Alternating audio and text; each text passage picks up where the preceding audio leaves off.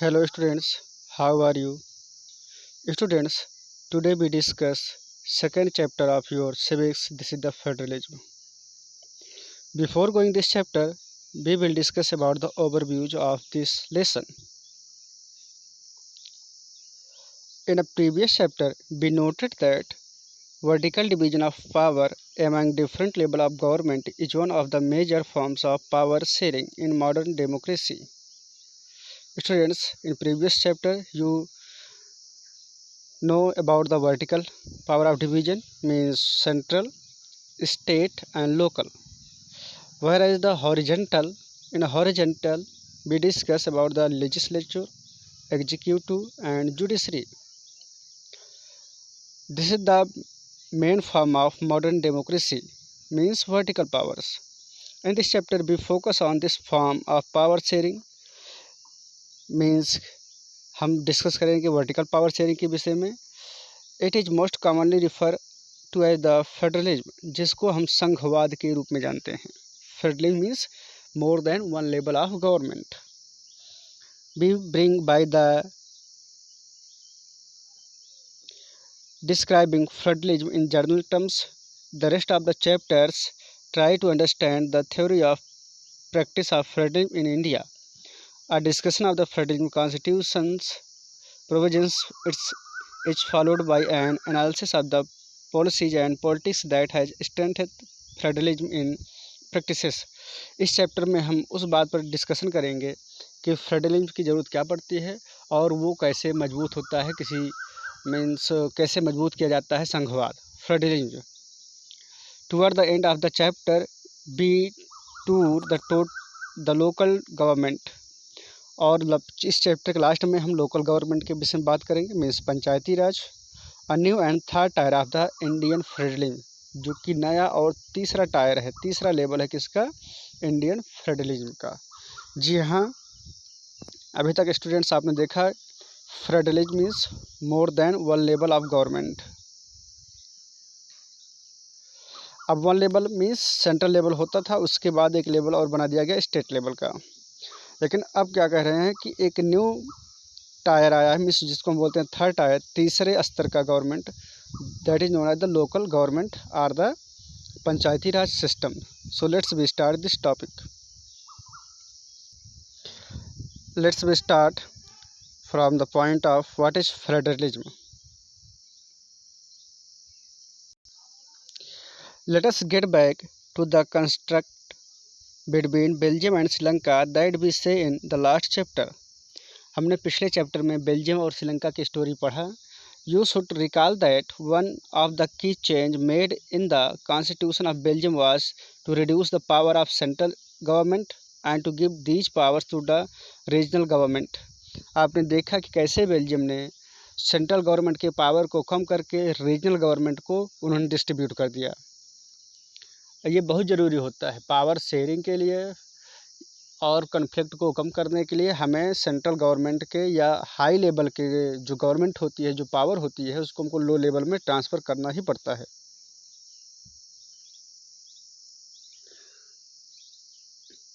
Regional governments existed in Belgium even earlier. They had their roles and powers. Regional government का वहाँ पर उनका roles है, उनके पावर भी दिए गए हैं. रोल्स ये है कि वो जो वहाँ की लैंग्वेज कम्युनिटी है, भाषाई आधार पर रीजनल गवर्नमेंट को फॉर्म किया गया है, जिससे कोई भी लैंग्वेज, चूँकि वहाँ पर डच स्पीकर भी थे, फ्रेंच स्पीकर भी थे और जर्मन स्पीकर भी थे, तो सभी लोगों को अपनी लैंग्वेज को आगे बढ़ाने का, प्रमोट करने का भी अधिकार दे दिया गया है. मीन्स ये कोई नहीं कह सकता है कि डच की पॉपुलेशन ज़्यादा है तो वो वही उनकी ही लैंग्वेज को या उनके ही रिलीजन को आगे प्रमोट किया जा रहा है और किसी को भी मौका नहीं दिया जा रहा है. But all these powers were given to these government and could be withdrawn by the central government. हुआ क्या है कि जो सारे पावर्स सेंट्रल गवर्नमेंट के पास थे मीन्स किसी भी रीजनल एरिया में डेवलपमेंट करने का या वहाँ पर रिलीजन को फॉलो कराने का, लैंग्वेज को, वो सभी पावर ले करके रीजनल एरिया में डिवाइड कर दिए गए. इससे होगा क्या कि इससे कॉन्फ्लिक्ट के चांसेस बिल्कुल कम हो गए.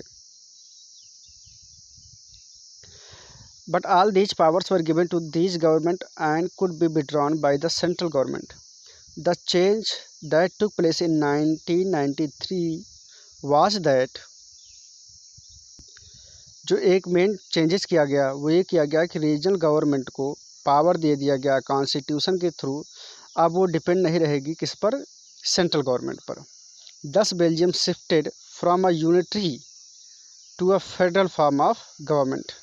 इस तरीके से बेल्जियम जहाँ पर एक यूनियन गवर्नमेंट थी, एक गवर्नमेंट थी, वहाँ पर वो गवर्नमेंट चेंज क्या हो गई, वन लेवल से सेकेंड लेवल में गवर्नमेंट पहुँच गई। इसका मतलब क्या हुआ कि वहाँ पर फेडरलिज्म हो गया, क्योंकि फेडरलिज्म की डिफिनीशन ही यही कहती है कि more than one level of government. Sri Lanka continue to B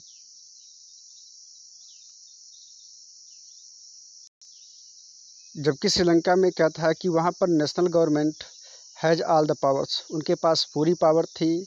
और तमिल्स जो लीडर वहाँ के थे, जिन्होंने पार्टियाँ बनाई, संघर्ष किया, वो चाहते थे कि श्रीलंका में फेडरल सिस्टम हो। मीन्स जो पावर नेशनल गवर्नमेंट के पास है वो पावर हर राज्यों को दिया जाए, हर कम्युनिटी को दिया जाए, जिससे सबको देश में रहने का अधिकार मिले। सबको ये लगे कि हाँ मेरे पास भी पावर है, मैं भी इस देश का एक नागरिक हूँ। तब लोग ब्रदरहुड में रह करके देश को आगे बढ़ा सकते हैं। स्टूडेंट्स, आप ये समझिए बेटा कि किसी भी चैप्टर को समझने के लिए बेहतर, जब तक हम लाइन बाय लाइन एक एक सेंटेंस उसका नहीं समझेंगे तब तक हम उसके किसी भी निष्कर्ष पर, कंक्लूजन पर नहीं पहुंच सकते हैं। और सीबीएसई बोर्ड में मेन फोकस जो किया जाता है वो बुक रीडिंग पर किया जाता है। अगर आपने बुक अच्छे से पढ़ा है तो कहीं से भी कोई भी क्वेश्चन वो पूछें आप सबका आंसर दे सकते हो। अगर हम पता चला कि हर एक चैप्टर का हम आपको डिफिनीशन बताएं या फिर सिंपल सी हम समरी बता दें तो हो सकता है कि उतने अच्छे से आपको समझ में नहीं आएगा जितना कि आप एक लेसन पढ़ रहे हो। टाइम आपका ज़रूर कंज्यूम होगा इसमें, लेकिन आप ये भी गारंटी रखो बेटा कि आपको एक तसल्ली मिलेगी कि हाँ यार मैंने पूरा लेसन पढ़ लिया, मेरे पास बुक नहीं थी तो भी क्या हुआ, बट मैंने बुक की हर एक लाइन पढ़ ली। ठीक है स्टूडेंट्स, तो आई होप आप हमारा वीडियो पूरा देखा कीजिए। जो भी आपको दिक्कत लगे या कोई कन्फ्यूजन हो या कहीं कुछ सुधार करने की ज़रूरत हो तो प्लीज़ आप हमको कमेंट करके ज़रूर बताया करें। क्योंकि बेटा एक वीडियो बनाने में बहुत टाइम लगता है, बड़ी मेहनत लगती है आपको समझाने में। कभी कभी आपको खुद लग रहा होगा कि वीडियो लंबा खींच रहे हैं, बट ऐसा कुछ भी नहीं स्टूडेंट्स। आपके लाइफ से बढ़ कर के कोई भी टाइम कीमती नहीं होता है। ख़ास करके अगर आप पढ़ने बैठे हैं तो कोई भी टाइम लग जाए उसकी चिंता मत किया करो। चलिए एक एथेंटिक डेफिनेशन आप नोट कर लीजिए। Federalism is a system of government in which the power is divided between a central authority and the various constituent unit of the country। ये आपके डेफिनेशन है, इसको आपको बुक में हाईलाइट कर लेना है और कॉपी में लिखना है। ये सबसे इम्पॉर्टेंट डेफिनेशन है आपके लिए है स्टूडेंट्स। एक सेंट्रल गवर्नमेंट होती है जिसमें जो पावर डिवाइड किए जाते हैं वो कॉन्स्टिट्यूएंट मतलब एक वैधानिक यूनिट में डिवाइड कर दिए जाते हैं कंट्री के। Usually a federation has two levels of government, ये भी हमने आपको बता दिया है। One is the government for the entire country, एक ऐसी गवर्नमेंट जो पूरे देश में गवर्न करती है। That is usually responsible for a few subject of common national interest. The others are government at the level of province और the state.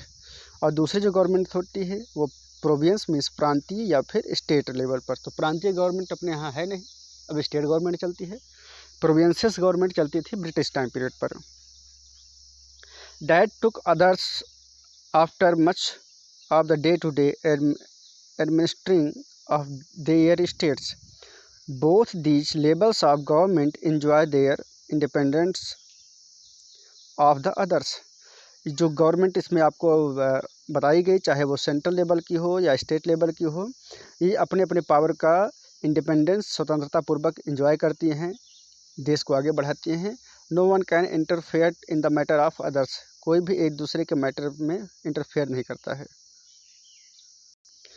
Students, यहाँ पर एक कार्टून बना हुआ है। आई एम कन्फ्यूज, मैं कन्फ्यूज हूँ।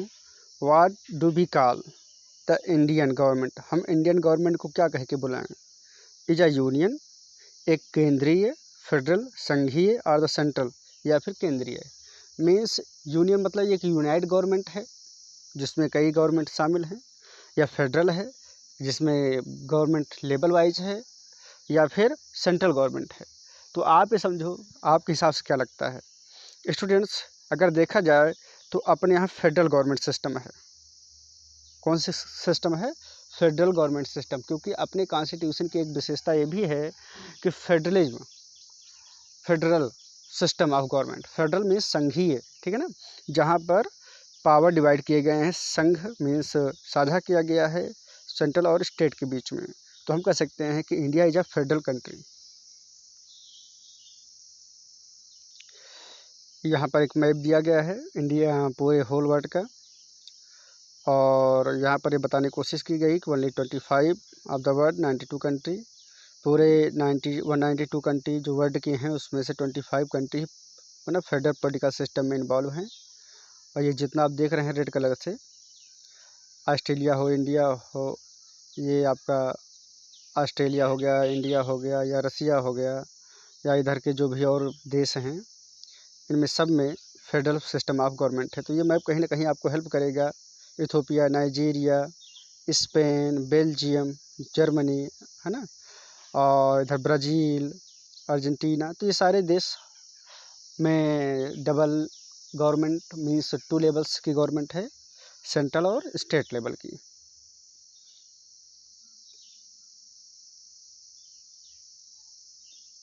नेक्स्ट चलते हैं। In the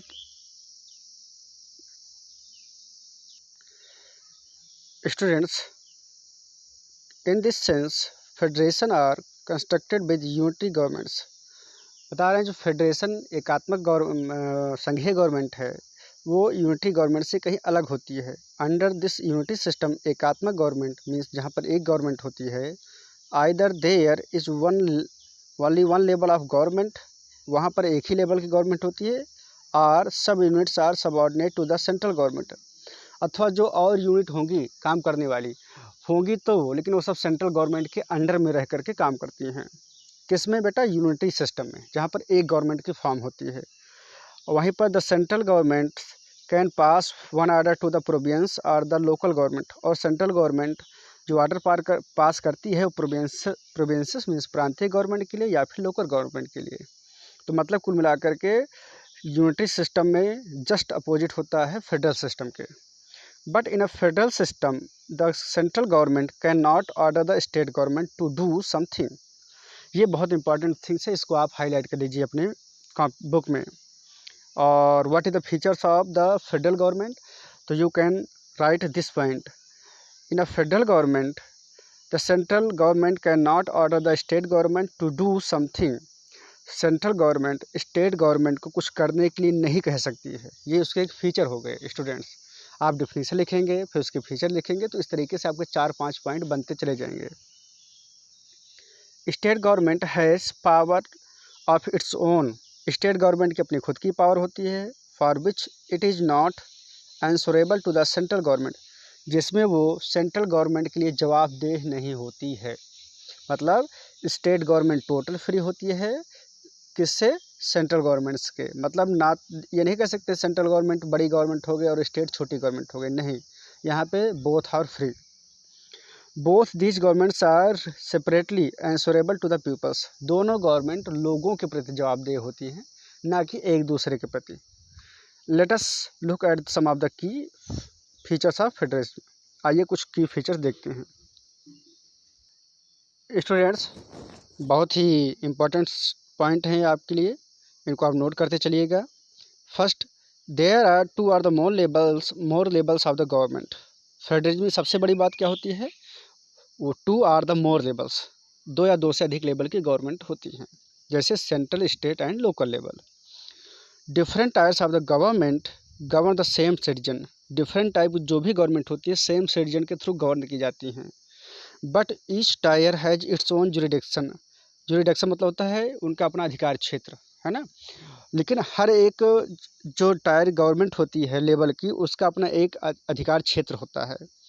in specify matters of the legislation, है ना, लेजिस्लेशन के क्षेत्र में, टैक्सेशन के लिए या फिर एडमिनिस्ट्रेशन के लिए, मतलब नियम बनाने के क्षेत्र में चाहे टैक्स लगाने के एरिया में हो या फिर एडमिनिस्ट्रेशन करने के लिए, सबका अपना अलग अलग दायरा होता है और लोग एक ही होते हैं। आइए इसको हम समझते हैं, क्योंकि हमने देखा है क्लास में इस चीज़ को बच्चे नहीं समझ पाते हैं। थोड़ा टाइम दीजिए, आप देखिए। यहाँ कहा जा रहा है कि गवर्नमेंट सेम सिटीजन के थ्रू गवर्न की जाती है। अब देखो, ये है आपकी कंट्री, हमने बना दिया बेटा। ये आपको सपोज कीजिए कि मैंने डिवाइड कर दिया कई पार्ट में, और ये हो गए आपके स्टेट। ये जो भी हम बना रहे हैं इधर, ये सब स्टेट हैं आपके स्टूडेंट्स, ठीक है ना। अब देखिए, इस देश में जितने भी लोग हैं, ठीक है ना, जितने भी लोग इस देश में रह रहे हैं वो तो हैं देश के ही पार्ट। अब सेंट्रल गवर्नमेंट अगर कोई नियम बनाएगी तो ये तो है नहीं कि किसी स्पेशल व्यक्ति के लिए बनाएगी, वो पूरे आपके जितने भी स्टेट हैं इंडिया में सबके लिए उनका रूल्स फॉलो किया जाएगा। मतलब सेंट्रल गवर्नमेंट का जो भी काम होगा वो किसके लिए होगा, पूरा इंडियन सिटीजन के लिए होगा। अब आइए देखते हैं, मान लीजिए स्टेट ए है। अब स्टेट ए जो भी काम करेगा वो किसके लिए काम करेगा, अपने स्टेट के लोगों के लिए, है ना। हैं तो वही लोग, कि कहीं दूसरे से तो आ नहीं गए कि भाई सेंट्रल में कुछ अलग लोग थे, स्टेट में हमने कुछ अलग लोगों को शामिल कर लिया। अब मान लीजिए लोकल लेवल पे कोई गवर्नमेंट है, आपके डिस्ट्रिक्ट लेवल पर या पंचायती राज सिस्टम पे कोई गवर्नमेंट है, वो भी नियम बनाएगी तो किसके लिए बनाएगी, उन्हीं सिटीजन के लिए, जिनके लिए सेंट्रल ने नियम बनाए हैं, जिनके लिए स्टेट ने बनाए हैं, उन्हीं के लिए वो भी बनाएगी, है ना। अब हाँ, ये बात ज़रूर है कि सेंट्रल जो नियम बनाएगा वो अपना अलग का बनाएगा, स्टेट अपना अलग नियम बना सकता है, और पंचायती राज सिस्टम अपना अलग। जैसे टैक्स को ले लीजिए। अब टैक्स में जैसे इनकम टैक्स है, सेंट्रल गवर्नमेंट अपोज करती है, तो देना किसको पड़ता है, स्टेट के ही लोगों को तो ना, सेंट्रल में कोई लोग थोड़े हैं भाई। जो आपके स्टेट में लोग हैं वही आपके देश के लोग माने गए, जो आपके गांव के लोग हैं वही आपके स्टेट के लोग हैं, वही आपके पूरे देश के लोग हैं। तो है एक ही लोग, लेकिन क्या है, उन सब पर लेवल वाइज टैक्स का या एडमिनिस्ट्रेशन का, या भी आप जो भी समझ लीजिए, हैं एक ही लोग, उन पर कई तरीके की बंदिशें लगाई जाती हैं, और वो कई तरीके से गवर्नमेंट के फॉर्म में अपना मतलब गवर्नमेंट के लिए अपना भागीदारी सहयोग देते हैं। The jurisdiction of the respective levels of tiers of government are specified in the constitution. हर लेवल के गवर्नमेंट के अपने अधिकार क्षेत्र कॉन्स्टिट्यूशन बताए गए हैं। आपने देखा होगा, एक होती है सेंट्रल लिस्ट बेटा, एक होती है स्टेट लिस्ट, और एक होती है कंकरेंट लिस्ट, है ना। So the existence and authority of each tyre of government is constitutionally guarantees. इसलिए मीन्स ईच टायर की जो गवर्नमेंट है वो संवैधानिक रूप से गवर्न की जाती है बाय द कॉन्स्टिट्यूशन। और एक बात हम ये भी कह सकते हैं कि संविधान हर लेवल के गवर्नमेंट को सुरक्षा भी प्रदान करता है कि नो वन या no can government interfere in your matters. Now next, the federal provisions of the constitution can not be unilaterally changed by one level of the government, so change requires the consent of both levels of the government. Students, बहुत ही important बात है कि fundamental जो provisions आपके constitution में दिए गए हैं, ये किसी एक गवर्नमेंट के थ्रू चेंज नहीं किए जा सकते हैं। मीन्स एक लेवल गवर्नमेंट चाहे या सेंट्रल लेवल गवर्नमेंट चाहे तो अकेले चेंज कर ले, ऐसा पॉसिबल नहीं होता है। Such changes require the consent of both levels of government. ऐसा कुछ चेंज करने के लिए, कॉन्स्टिट्यूशन के मूलभूत ढांचे में बदलाव करने के लिए आपको बोथ लेवल मीन्स दोनों लेवल गवर्नमेंट का सपोर्ट लेना पड़ेगा। Next, courts have the power to interpret the constitution and the powers of the different level of the government. अब यहाँ पर स्टूडेंट से एक बात ये ध्यान रखना है, कोर्ट को ये पावर दिया गया है कि विभिन्न डिफरेंस लेवल के गवर्नमेंट के अधिकार को वो डिफाइन करती है।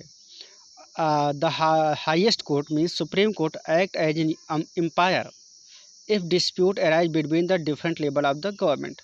ये भी बात आपके मन में आनी चाहिए कि अगर मान लीजिए सेंट्रल लेवल है और स्टेट लेवल हैं, उनके बीच में कोई विवाद हो गया तो आखिर कौन उसका निपटारा करेगा। तो यहाँ पर आंसर होगा highest level of the government, highest level of the jurisdiction means your supreme court. Different level of the government in the exercise of their respective powers, और वो एम्पायर के रूप में डिसीजन देगी, समझेगी दोनों के वाद विवाद को, और उनके पावर को भी डिसाइड करेगी कि आपका ये पावर है, मीन सेंट्रल का ये पावर है और स्टेट का ये पावर है। Next, sources of revenue for each level of government are clearly specified to the ensure the financial autonomy. जो सोर्स ऑफ रेवेन्यू रहेगा सेंट्रल का अलग रहता है, स्टेट का अलग रहता है। No one can interfere to each other. सब लोगों की अपनी ऑटोनॉमी है, एक अधिकार है, कोई किसी के पर्सनल मैटर में दखलंदाजी नहीं करेगा। तो यहाँ पर आप समझिए कि फेडरल सिस्टम ऑफ गवर्नमेंट कितना ज़्यादा पावर दे रही है ईच लेवल ऑफ गवर्नमेंट को। इसमें किसी को बड़ा और छोटा नहीं किया जा रहा है।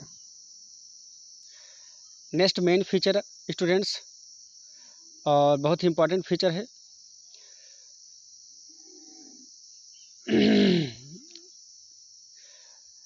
The federal system thus has dual objective to safeguard and promote unity of the country। Federal system of government के दो मेन ऑब्जेक्टिव हैं। पहला तो safe guard and promote the unity of country, देश को सुरक्षित रखना और उसकी यूनिटी को आगे बढ़ाना, देश की एकता को बनाए रखना। While at the same time accommodate regional diversity, और दूसरी क्या है, जो रीजनल डाइवर्सिटीज़ हैं, क्षेत्रीय विभिन्नताएं हैं, उनको समायोजित करना, मतलब उनमें विभिन्नताएं ना होने पाए। विभिन्नताएं होने के साथ साथ हमको उनको एक तरफ से मिला लेना है, जिससे कि वो धीरे धीरे हमसे कंबाइन हो जाए, पूरा देश एक हो जाए, उनमें यूनिटी आ जाए। Therefore two aspects are crucial for the institutions and practices of the federalism. Students, two aspects are crucial for the institutions and practices of federalism। Means दो तरीके से, दो मेन चीज़ होते हैं जिस तरीके से मतलब आप ये समझिए कि रीजनल डाइवर्सिटी को भी एकोमोडेट कर लेना, संभाल लेना। तो इस तरीके से दो मेन चीज़ें हो गई जिनको कि फेडरलिज्म गवर्नमेंट के लिए बहुत ज़रूरी होता है। और मीन्स दोनों लेवल के गवर्नमेंट पर सत्ता के बंटवारे की जो बात होती है वो बराबर होनी चाहिए। Governments at different level should agree to some rules of the power sharing. Government जो डिफरेंट लेवल पर होती हैं उनको एग्री होना चाहिए कुछ रूल्स, जो पावर शेयरिंग के रूल्स होते हैं उन पर, मतलब जो पावर डिवाइड उनको कर दिया गया है उस पर उनको सहमति जतानी ही चाहिए। अगर वो नहीं जताते हैं तो फिर कहीं ना कहीं मीन्स एक प्रकार से डिससेटिस्फैक्शन होगा और उसकी वजह से फिर कॉन्फ्लिक्ट स्टार्ट हो सकता है। They should also trust that each would abide by it's part of the agreements. और उनको विश्वास रखना चाहिए कि वो एक दूसरे की जो डिवाइड कर दिया गया है पावर, उस पर वो अबाइड बाय मीन्स यहाँ पर वो उनका एक प्रकार सम्मान करेंगे। An ideal federal system has both aspect, mutual trust and agreement of live together. और एक बेहतर फेडरल सिस्टम के लिए ज़रूरी है कि साथ रहना, एक दूसरे पर विश्वास बना कर रखना सबसे बहुत बड़ी ज़रूरी होती है। मीन्स स्टूडेंट्स, आपसी भरोसा और साथ रहने की बात, ये दोनों बहुत ही ज़रूरी होते हैं किसी भी संघीय सरकार के लिए। तो हमने इसमें ये देखा कि जो फेडरल सिस्टम गवर्नमेंट होती है उसका मेन काम ये होता है कि वो लोगों मीन्स सेफ गार्ड रहे, प्रमोट करे इस कंट्री की यूनिटी को, और जो उनको पावर डिवाइड कर दिए गए हैं वो एक दूसरे के पावर में इंटरफेयर ना करें और एक दूसरे पर विश्वास करें और तथा साथ मिलजुल कर रहें। तो इस तरीके से हमने देखा कि फेडरल सिस्टम में कई सारी विशेषताएं होती हैं जिनको हमें ध्यान में रखनी चाहिए और जिससे हमारे देश की यूनिटी भी बनी रहती है। आइए आगे चलते हैं। The exact balance of power between the central and the state government varies from one federation to other। जो अगर देखा जाए तो जो पावर है, बैलेंस है सेंट्रल गवर्नमेंट का स्टेट गवर्नमेंट का, वो अलग अलग हो सकता है। This balance depends mainly on the historical content in which the federation was form.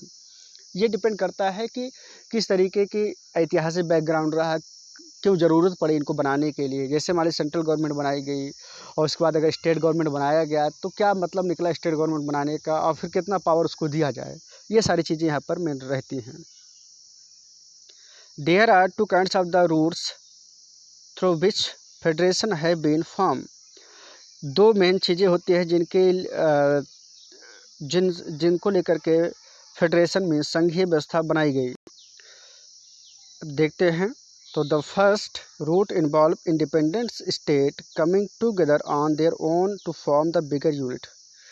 पहले में क्या होता है कि बड़े बड़े स्टेट साथ आते हैं, हाथ मिलाते हैं और एक बड़ा स्टेट का निर्माण करते हैं। So that by pooling sovereignty and retaining identity they can increase their security. एक दूसरे की संप्रभुता को बनाए रखना, उनकी स्वतंत्रता को बनाए रखना और तथा एक बहुत बड़ी यूनिट बना लेना। अपने मीन्स अपनी यूनिटी को बनाए रखने के लिए वो साथ में आते हैं।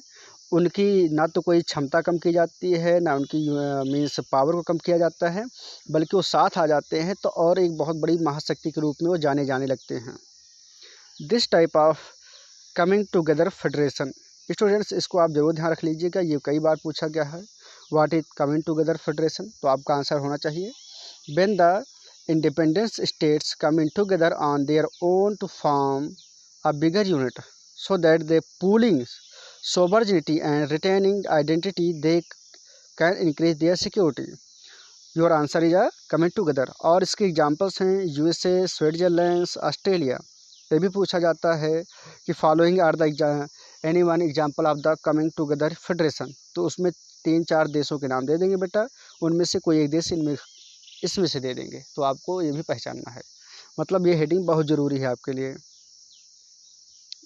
Next, in this first category of federation, all the constituent states usually have equal power and are strong via the federal governments। और यहाँ बता रहे हैं कि जो स्टेट होते हैं वो बहुत ज़्यादा स्ट्रांग होते हैं संघीय राज्यों से। मतलब अगर समझो आप कि जो स्टेट आए हैं, मिले हैं, मिल करके एक बहुत बड़ा कंट्री बनाए हैं, फॉर्म किए हैं, उनमें क्या होता है हर स्टेट को पावर दे दी जाती है और कहीं ना कहीं वो पूरे सेंट्रल स्टेट से बहुत ज़्यादा पावरफुल हो जाते हैं वो, है ना। तो यहाँ पर ही समझने वाली बात है, कमिंग टुगेदर में स्टेट को ज़्यादा पावर दी जाती है than the central government. The second route is where a large country decide to divide its power between the constituent states and the national government. अब दूसरा टायर जो है आपका, उसमें क्या किया जाता है, a large country decide to divide its power between the constituent state, है ना। वो कॉन्स्टिट्यूट अपने स्टेट में अपनी पावर को डिवाइड करता है एंड द नेशनल गवर्नमेंट, और नेशनल गवर्नमेंट में मतलब जो देश होगा उसकी पावर डिवाइड कर दी जाएगी स्टेट में और नेशनल गवर्नमेंट में। सपोज करो ये आपकी कंट्री है और इसमें जो स्टेट हैं बेटा, है ना, सब में पावर डिवाइड कर दी गई है। और ये एग्जांपल आपके इंडिया का है। इंडिया में सेंट्रल गवर्नमेंट को अलग पावर दी गई है और स्टेट को अलग दी गई है, और कोई भी एक दूसरे से बड़ा नहीं है। In this second category, the central government tended to be more powerful via state।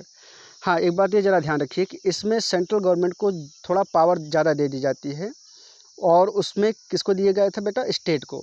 आपने देखा होगा आपके भारत में अगर स्टेट और सेंटर किसी एक टॉपिक पर दोनों मिलकर के रूल बनाते हैं तो आपको पता ही है कि किसका रूल फॉलो किया जाता है, फिर सेंट्रल का। जैसे मान लीजिए कोई एक टॉपिक हुआ नागरिकता संशोधन को लेकर के, हालांकि तो स्टेट मीन्स सेंट्रल का ही पावर है।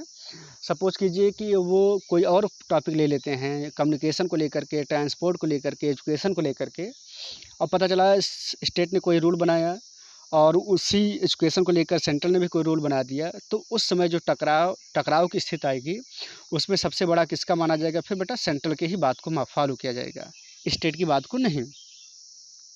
तो यहाँ पर बहुत ही नेसेसरी आपके लिए समझना कि जो होल्डिंग टुगेदर फेडरेशन है इसमें सेंट्रल को ज़्यादा पावर दी जाती है than the state.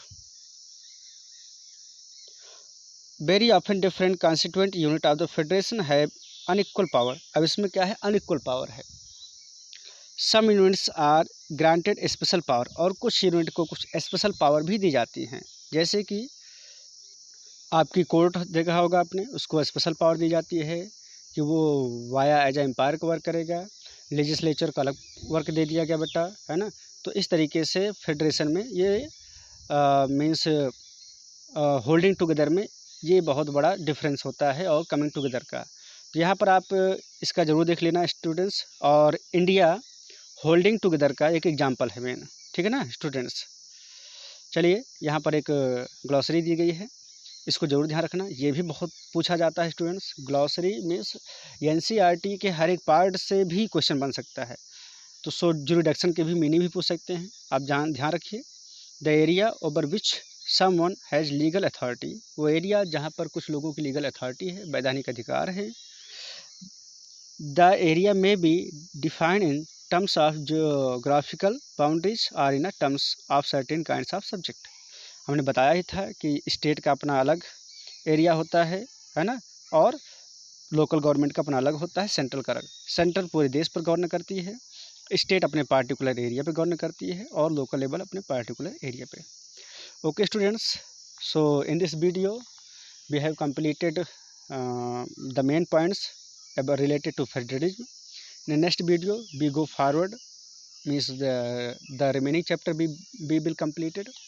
If you have any query or the confusion, you can contact to me.